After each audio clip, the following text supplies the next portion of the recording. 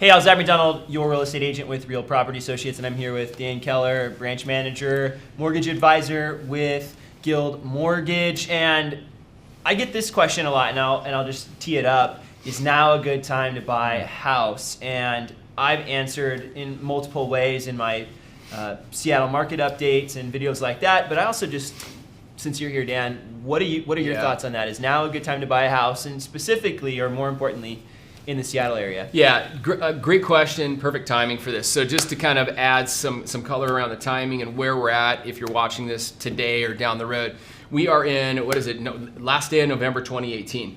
And so right now, seasonally speaking, we're kind of in, traditionally with real estate, seasonally speaking, we're in the slower months, right? Yeah. Oh yeah. And then cyclically speaking, because you have to understand that real estate moves in cycles. It always has and it always will.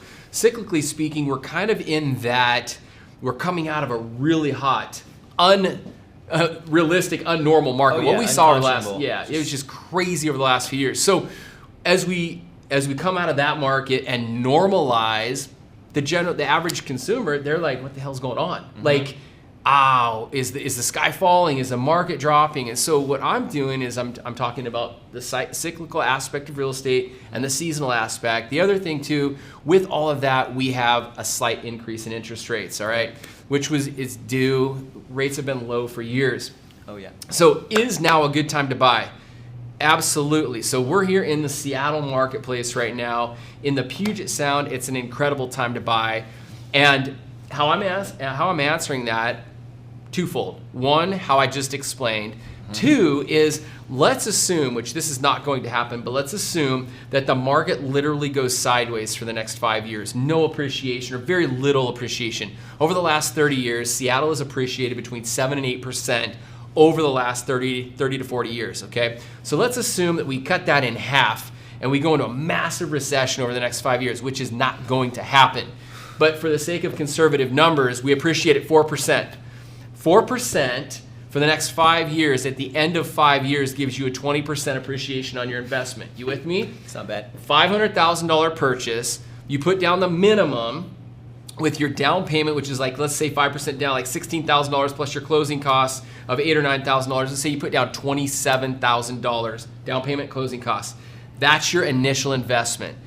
Your property over the next 5 years will appreciate at 20%. A $500,000 home appreciating at 20% is $100,000 in appreciation. Equity. Over the next 5 years, you'll make your mortgage payment. You'll pay down your mortgage. You'll only owe about $440,000, $450,000 at the time. That's $50,000 in additional equity. So your loan balance to what your house is worth, you have a delta of $150,000. You now need to consider the IRS tax refunds associated with that. You're going to get about $40,000 in IRS tax refunds from owning a house over 5 years. We're almost pushing $190,000 increase in your net worth at a 4% appreciation rate over the last 5 years, which we've not seen over the last 30. Is now a good time to buy? If you need a place to live, if you want to buy a house, yes, now is a good time to buy. And what do you say to those people that would say, well, it would be, why would you buy now if you thought maybe the market would go down? I mean, there's, anytime I do any kind of an opinion video about the market, I get people that are like, this is just what real estate agents and lenders say. They, it's in their best interest to say, oh yeah, it's just kind of leveling out, but Yeah, it's leveling out, but here's the thing. You lean on people like me and you lean on people like you because we have experience and there's wisdom and experience. And I don't get paid to give people bad advice, right? So if I'm looking at someone's financial picture, if you will, and goals, you're gonna pay rent. Listen, you're gonna pay someone's mortgage, whether you're paying rent, paying the landlord's mortgage, or you're paying your own mortgage, you're gonna pay it to live. So one, you need to consider that. Two, you just gotta listen to the professionals you're working with. The market, yes, it may normalize, meaning it may come down a little in the next few months. But every economist I'm talking to, like I said, we're transitioning into 2019. They're saying the spring and summer markets this year are going to put the markets back up in the Seattle area, appreciating to the tune of 5 to 15%.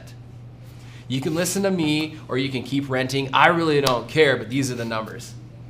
Thanks, Dan. Yeah. I appreciate your opinion about this. It's good to get somebody else to say it too, not just me, right? So thanks again for tuning in, and thanks again for You got it, man. coming on and Yep. giving us some of your time. If you guys like Dan and you want to subscribe to his channel, we'll link it up down below. You can also find him by searching Dan Keller in YouTube. And again, of course, if you like these videos and you want to see Yep. more like this, please consider subscribing to my channel as well. Thanks for watching.